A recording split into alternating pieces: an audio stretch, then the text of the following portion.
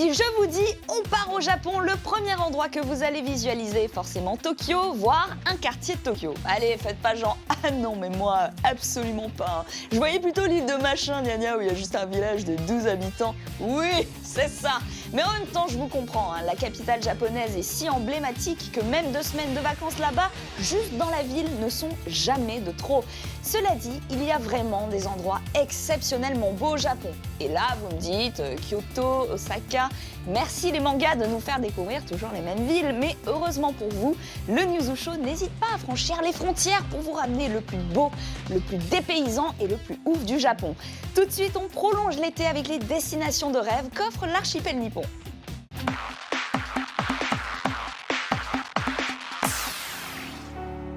Si l'on pense forcément Tokyo lorsqu'on parle du Japon, il faut pourtant s'évader au-delà de la capitale pour découvrir les trésors que recèle l'archipel.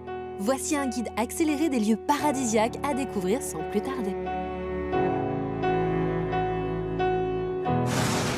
On file à l'extrême sud-ouest du Japon sur l'archipel d'Okinawa.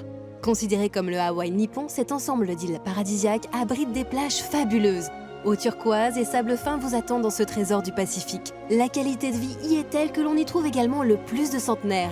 Plus bronzés, moins stressés, les habitants d'Okinawa sont peace. Au nord, cette fois, on trouve Hokkaido, la deuxième plus grande île de l'archipel japonais. Prisée pour ses étés frais et secs, on y trouve essentiellement des forêts, de grands lacs et des terres agricoles. Un véritable havre de paix où les parcs naturels fleurissent un peu partout.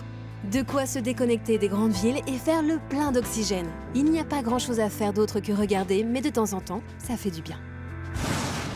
On s'envole en plein cœur du Kansai à Nara, une petite ville certes, mais qui rivalise avec les plus grandes sur le plan touristique. L'avantage est que vous pouvez tout faire à pied en une journée. Découverte des temples bouddhistes et autres sanctuaires shinto inscrits au patrimoine mondial de l'UNESCO.